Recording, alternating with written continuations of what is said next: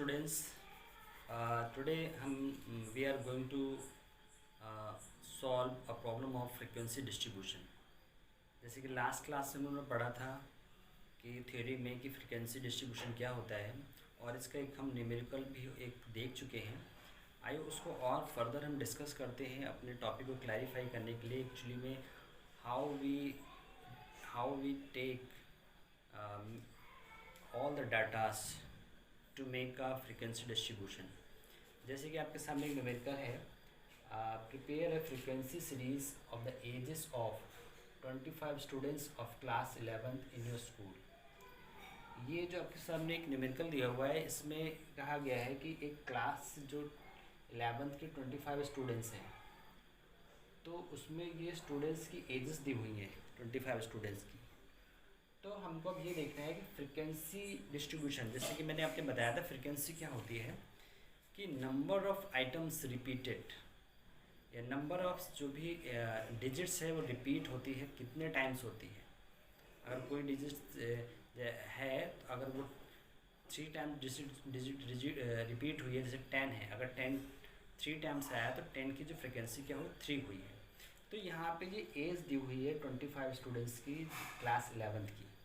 तो हमें एक इसका फ्रीक्वेंसी डिस्ट्रीब्यूशन बनाना है और समझना है कि how we make the frequency distribution. अगर आपके एग्ज़ाम में कोई क्वेश्चन आता है कि prepare a frequency series of the ages of 25 students of the class 11 in your school.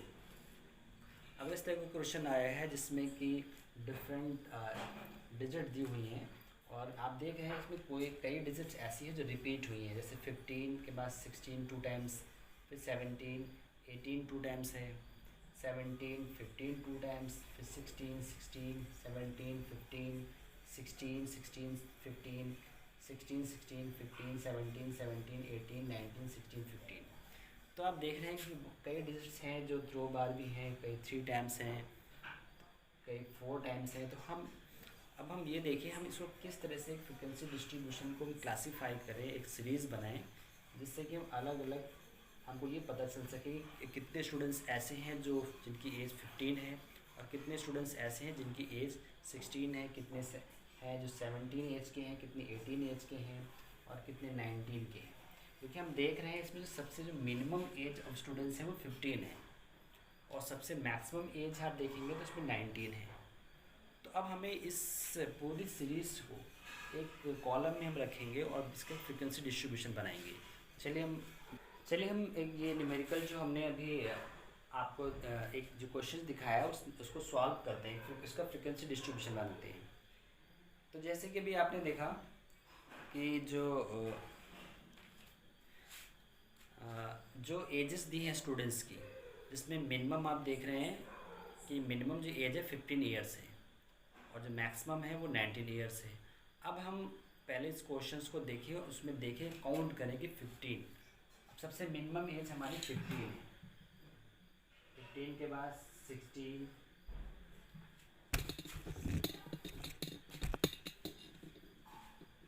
15 16 17 18 and 19। आप देखेंगे 15 से 19 के बीच में ही सारे स्टूडेंट्स की एज है। जितने भी स्टूडेंट्स क्लास 11th में उनकी जो एजेस हैं वो 15 to 19 के ही बीच में है। अब हमें ये देखना है कि जो स्टूडेंट्स हैं, कितने स्टूडेंट्स ऐसे हैं जो जिनकी एज 15 है और कितने स्टूडेंट्स ऐसे हैं जिनकी 16 है।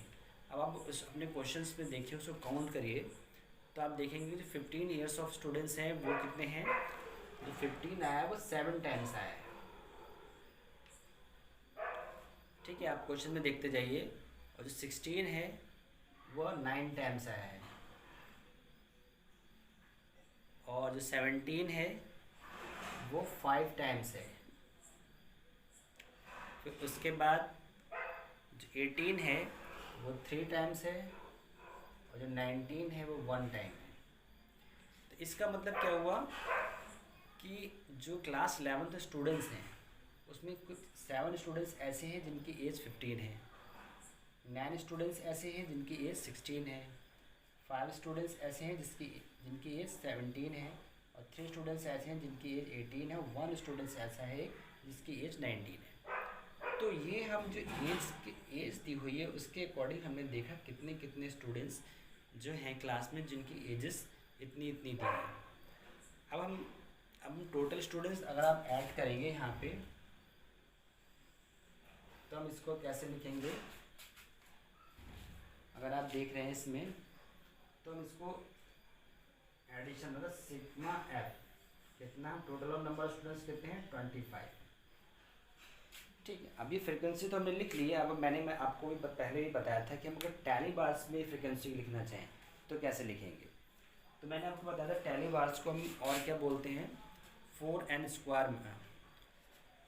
Cross method. 4n cross method जिसमें मैंने बताया था कि कोई भी डिजिट अगर 4 टाइम्स तक है तब तो आप उसको 4 लाइन्स बनाते हैं, और उसके बाद जैसे ही वो डिजिट 4 से 5 6 7 होती है, 5 होती है, तो फिर हम उसको क्रॉस कर देते हैं। तो यहाँ पे क्या है 7 है, तो 7 के लिए सबसे पहले हम क्या करेंगे 4 लाइन्स बनाएंगे, 1 2 3 4। अब इसको हम क्रॉस कर देंगे ऐसे करके, तो ये होगी 5। तो 7 है उसके लिए 5 के बाद 6 एंड 7 इस तरह से लिखेंगे। ठीक है, अब फिर हमारे पास क्या है नेक्स्ट है 9 के लिए फिर हम बनाएंगे 1 2 3 4। ठीक है, 4 लिखने के बाद हम क्या करेंगे फिर से क्रॉस कर देंगे, तो ये हो गया 5 6 7 8 9। ठीक है, फिर 5 है तो फिर हम 1 2 3 4 एंड 5 3 1 2 3 एंड 1। दिस इज इस तरह से हम टैली बार्स का भी बना सकते हैं। तो आपने देखा कि अगर कोई क्वेश्चन दिया हुआ है और किसी भी तरह का कोई डाटा दिया हुआ है, चाहे एज निकालने को दिया है या कभी कभी होगा मार्क्स निकालने को दिया होगा, तो पहले हम उसकी फ्रीक्वेंसी बनाने के लिए हम ये देखेंगे कि कोई डिजिट कितने टाइम्स वो रिपीट हुई है। जितनी टाइम्स रिपीट होगी उसको हम फ्रीक्वेंसी में लिखते जाएंगे। और अब उसके साथ साथ अगर टैली बार्स भी बनाने को कहा गया तो किस तरह से आप बनाएंगे टैली बार्स, जिसमें मैंने आपको बताया था कि 4 टाइम्स तक तो हम 4 लाइन खींचते हैं और जैसे ही 5 आता है तो उसको क्रॉस कर देते हैं। उसके बाद फिर जितनी भी डिजिट, जैसे यहाँ 7 है तो ये 4 लाइन्स, लाइन 5 और 2 7। तो इस तरह से हम देखते हैं कि किसी जो एजेस दिए हम उसको सभी को हम बार बार ना लिख के उसकी फ्रिक्वेंसी लिख देते हैं कि 577 टाइम्स। हम 15 को हम 7 टाइम्स से लिखेंगे, 15 को एक बार लिखने के बाद उसकी फ्रिक्वेंसी लिख देंगे 7। तो इससे ये क्वेश्चन होगा आपका सॉल्व हो जाएगा। चलिए हम एक और एग्जाम्पल को देखते हैं। अभी जो हमने इससे पहले एग्जाम्पल सॉल्व किया था जिसमें एक डाटा को इसका फ्रीक्वेंसी डिस्ट्रीब्यूशन बनाना था, उसी तरह एक और एग्जाम्पल है। एग्जाम्पल को देखते हैं। इसका जो मैंने क्वेश्चन है वो मैं अपने आपको आपकी स्क्रीन पे शो कर रहा हूँ। देखिए उसमें लिखा है we have the following data on the monthly expenditure on food in rupees for 30 households in a locality. अब इसमें मैंने जो ये क्वेश्चन है इसमें क्या दिखा जा रहा है कि जो हाउस होल्ड्स हैं, 30 हाउस होल्ड्स हैं, मतलब 30 ऐसे कुछ लोग हैं, घर हैं जो उनका मंथली एक्सपेंडिचर दिया है फूड पर रुपीज़ में। ठीक है, तो वो एक मंथ में कितना कितना खर्च करते हैं फूड पे, एक पूरा एक्सपेंडिचर का एक पूरा नीचे चार्ट आपको दिया हुआ है। तो जैसे आप देख रहे हैं कुछ लोग हैं 115 करते हैं, कुछ 256 हैं, 184 हैं, 144, 220 इस तरह से करते हुए 238 हैं। उसके बीच में भी बहुत डिजिट्स ऐसी हैं जो मतलब मिनिमम टू मैक्सिमम बहुत सारे डिजिट दी हुई हैं। तो आपको ये देखना है कि अब जैसे कि हम ऑलरेडी एक क्वेश्चन सॉल्व कर चुके हैं उसी तरह ये क्वेश्चंस हैं। अब इसमें आप ये देखिए क्वेश्चंस में कुछ कंडीशंस दी हुई हैं। पहली कंडीशन दी हुई है obtain a frequency distribution using following class intervals. इसमें ऑलरेडी कुछ क्लास इंटरवल्स बना के दिए हुए हैं। अब हमको जो क्वेश्चंस को सॉल्व करना है वो ये देखना है कि जो क्लास इंटरवल्स दिया है उसके अंदर उसके जो बीच में कितने ऐसे एक्सपेंडिचर्स आते हैं, उसे कितनी फ्रिक्वेंसीज हैं। जो क्लास एक्सपेंडिचर दिए हुए हैं वो 100 to 150, 150 to 200, 200 to 250, 250 to 300 and 300 to 350। ये क्लास इंटरवल्स ऑलरेडी इसमें दिया हुआ है। तो दूसरी कंडीशन क्या है what percentage of house hold spends less than 250 per month. मतलब कितने स्टूडेंट्स कितने हाउस होल्ड्स ऐसे हैं जो 250 पर मंथ खर्च करते हैं। मतलब उनका परसेंटेज बताना है हाउस होल्ड से, कितने हाउस होल्ड्स ऐसे हैं, उनका कितना परसेंटेज है जो मंथली 250 रुपीज़ खर्च करते हैं ऑन फूड्स लेस देन, और what percent of house hold spends more than 200 month. और ऐसे कितने हाउस होल्ड का परसेंटेज है जो 200 रुपये मतलब 200 से ज़्यादा खर्च करते हैं एक मंथ में। तो हम चलिए इसको सॉल्व करते हैं क्वेश्चंस को। सबसे पहले हम क्लास इंटरवल जो उसमें दिया हुआ है उसको बना लेते हैं।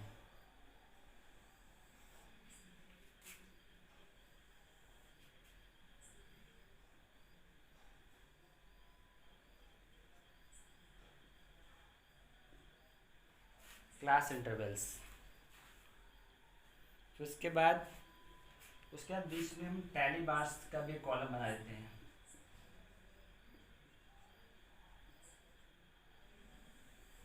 फिर उसके बाद एक कॉलम बनाते हैं फ्रीक्वेंसी का, इसको हम एफ से भी डिनोट कर सकते हैं।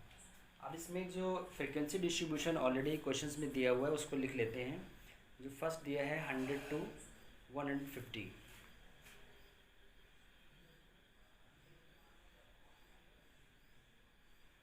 150 to 200, 200 to 250,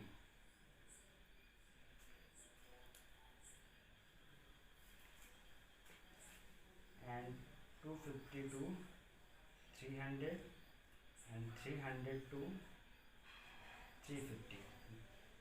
These are the classification already given in the question.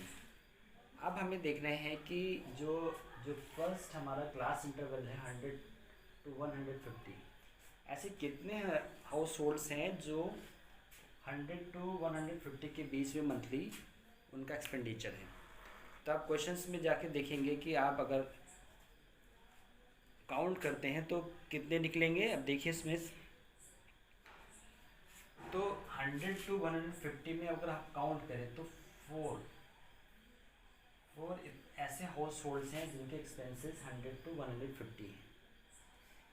ठीक है, चाहे तो आप क्वेश्चंस में जाके देख भी सकते हैं, जैसे 115 है, फिर उसके बाद है आपका, तो आप क्वेश्चंस में देख रहे हैं इसमें 4 ऐसे हाउस होल्ड्स हैं जो 100 to 150 के बीच में उनका एक्सपेंडिचर है। फिर उसके बाद आप देखते हैं कि जो नेक्स्ट हमारा है 100 to 150 to 200। अब इसके बीच में आप देखिए कितने हाउस होल्ड्स हैं, तो इसके बीच में हमारे 6 हाउस होल्ड्स ऐसे हैं जो 150 to 200 उनके एक्सपेंडिचर्स हैं।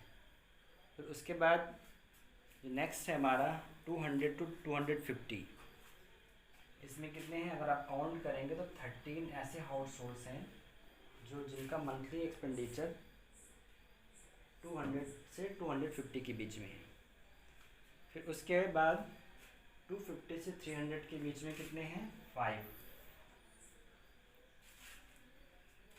और फिर लास्ट में 300 और 350 कितने हैं 2। अगर हम इसको टोटल करते हैं कितने हाउस होल्ड्स होते हैं, टोटल हाउस होल्ड्स कितने हैं, सिग्मा एफ बराबर 30।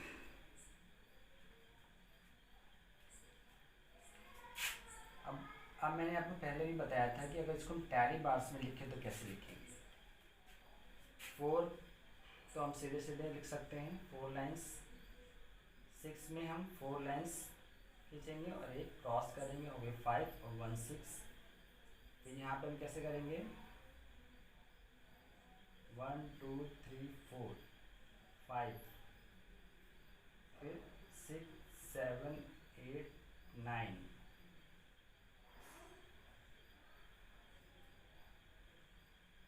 फिर ये हो गया 10, 1 2 3 हो गया 13, देन अगेन 1 2 3 4, देन 1 2। इस तरह से हम टैली बार्स में भी लिख सकते हैं। अब आप देख रहे हैं कि हमने जो क्वेश्चंस में पूछा गया था कि एक्सपेंडिचर्स की जो एक डाटा दिया हुआ था मंथली का, उसको हमने देख लिया कि किस तरह से एक ऑलरेडी फ्रिक्वेंसी डिस्ट्रीब्यूशन भी दिया हुआ है, और उसको हमको देखना था कि कितने हाउस होल्ड्स ऐसे हैं जो 100 से 150 के बीच में खर्च कर एक्सपेंडिचर है, तो वो 4 हैं। 150 से 200 के बीच में कितने 6 हैं। 200 से 250 के बीच में 13 हैं। 250 से 13 में 5 हैं, और 300 to 350 में 2 हैं। इस तरह से टोटल हाउस होल्ड्स कितने हैं 30। अब आगे हम देखते हैं अगला जो कंडीशन इसमें दी थी, इसमें ये पूछा गया था कि कितने हाउस होल्ड्स का परसेंटेज है कि जो less than 250 rupees per month उनका एक्सपेंडिचर है। मतलब उसमें परसेंटेज पूछा गया। नेक्स्ट जो कंडीशन इसमें दी गई थी कि इसमें ये परसेंटेज पूछा कि ऐसे कितने हाउस होल्ड्स का एक परसेंटेज ऑफ हाउस होल्ड्स कितने हैं जो 250 से कम मंथ में खर्च करते हैं। तो हम इस क्वेश्चंस जो हमने सॉल्व किया इसके अकॉर्डिंग देख सकते हैं कि 4 हाउस ऐसे हैं जो 100 to 50 के बीच में हैं, 6 ऐसे हैं जो 150 to 200 के बीच में हैं, और 13 ऐसे 200 to 250 के बीच में। तो वो कितने हो गए लेस दैन, अगर हम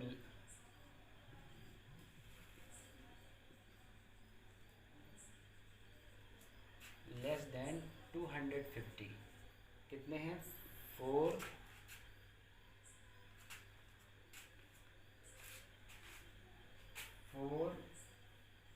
प्लस 6 प्लस 13 कितने हुए 23। अब इसका अगर परसेंटेज निकालें कि कितने परसेंटेज ऑफ हाउस होल्ड्स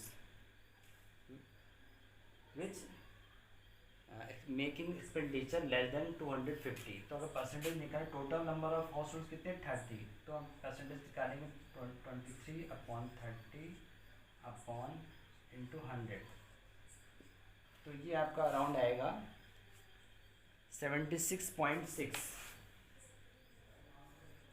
ये है अराउंड 76.6%। तो 76.6% ऐसे हाउस होल्ड्स हैं जो 1 मंथ में 250 से लेस उनका एक्सपेंडिचर है।